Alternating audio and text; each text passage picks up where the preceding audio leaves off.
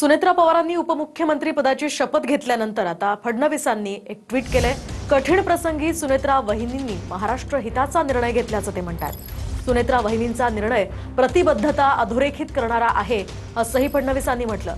तर अजितदादांचा वारसा त्या समर्थपणे चालवतील याचा विश्वास असल्याचीही प्रतिक्रिया फडणवीसांनी दिली। नेमकं काय ट्विट त्यांनी केलंय सविस्तर पाहूयात। प्रसंग कठीण होता, पण ज्या धीरोदात्तपणे सुनेत्रा वहिनींनी महाराष्ट्र हिताचा निर्णय घेतला तो कौतुकास्पद, धाडसी आणि तितकाच त्यांची प्रतिबद्धता अधोरेखित करणारा आहे।